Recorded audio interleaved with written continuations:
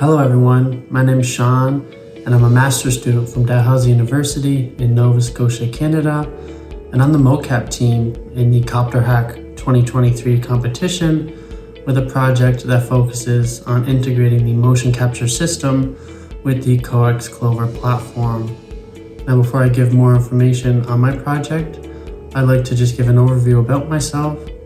So I'm a research student with interest in advanced nonlinear control of a UAV load transportation system. And while most of my research involves developing control theory, I needed an environment to test these developments, and the Clover environments in both simulation and in hardware provides an ideal situation to test my control algorithms.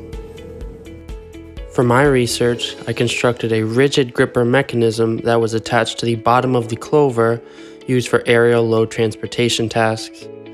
This was blocking the camera, and coupled with the need for highly precise pose feedback led me to transitioning the onboard vision-based localization method with an offboard one in the form of the motion capture system. This technology is common in research. However, detailed setup documentation is usually not provided for the reader's reference, and adapting the sensor feedback to your own platform is not obvious. Therefore, providing details for the open source robotics community on sensor fusion, motion capture system setup, and drone control is the main motivator behind this project. So setting up the motion capture system with the Clover platform was not a trivial task, as it involved a lot of software and hardware debugging. However, I was able to get this to work and run some successful experiments. And while I did document this setup for my own reference, I thought it would be a good idea to provide it for you, the Clover users, for future reference. And that is the basis of my CopterHack project. It's an educational document on the motion capture system setup. And with that being said, I would like to give you guys a view of my experimental testing area at the university. So let's go take a look.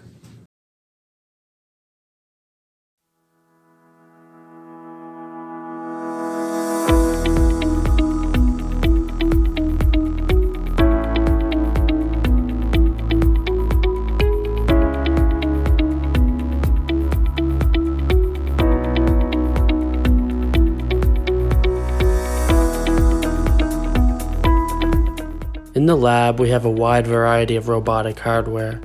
This includes turtlebots with LiDAR sensors and crazy-fly drones, commonly used for path planning, obstacle avoidance, collaborative navigation, and formation control.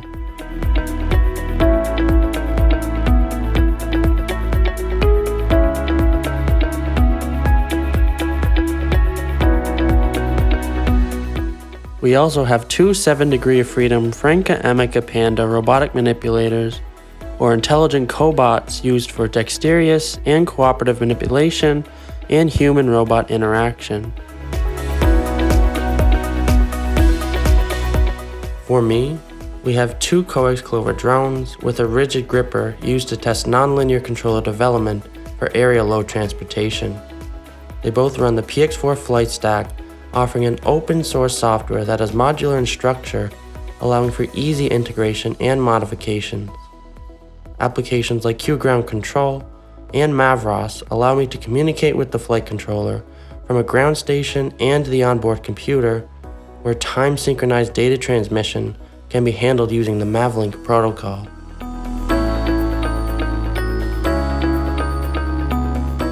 With the help of my document, Clover users are now able to integrate the Clover platform into a motion capture system volume.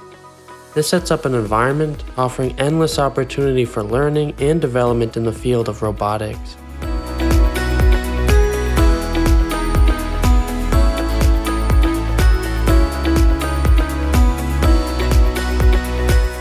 However, while most users don't have access to a motion capture system, the document is targeted towards educating the reader on robotic software and hardware with reference to ROS, PX4, sensor fusion, and the Clover platform.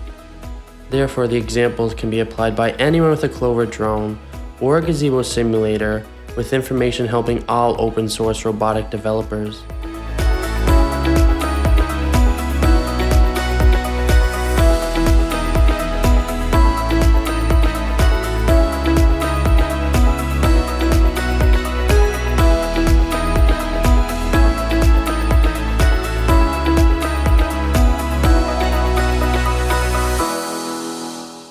With precise pose feedback, we are now in a position to power up the Clover and explore the amazing possibilities of indoor autonomous flight, commonly used in research and industry applications that are continuing to shape the world we know today.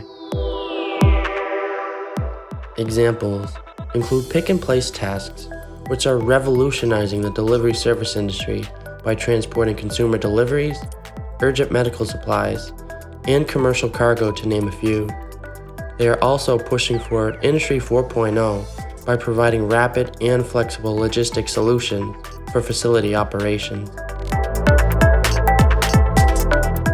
Another being complex trajectory tracking, which is a fundamental problem in UAV performance and control. Sufficient tracking allows drones to operate in confined spaces, which is common with facility inspections and search and rescue operations. Many missions are carried out with drone swarms, where closely following high-level commands is essential to accomplishing the task at hand.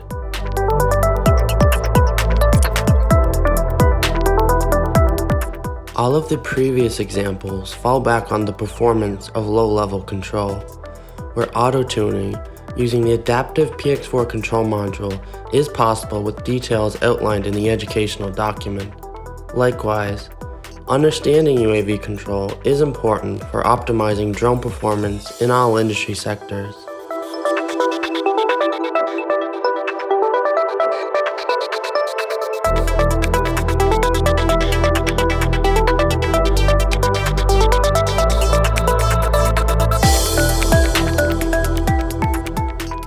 The educational document is published in a Gitbook format, where outside of the introduction and conclusion, there are three main sections in its current state. The first is the hardware section, where having a background knowledge of the motion capture system technology and motive software is beneficial. However, it is not completely necessary, as I provide a lot of information and references within the subsections on calibration, reflective marker placement, specifically on the Clover, and the motive software configuration. The next section of interest is the data transfer section. The information here gives a step-by-step analysis on how to transfer the pose feedback from the motive software to the Raspberry Pi on the Clover, and then remapping this to the PX4 control modules using Mavros. Other things like parameter configuration through QGround control for the onboard extended common filter, as well as flight log analysis, are also provided. The last section here is where all the fun starts, and this is the example section.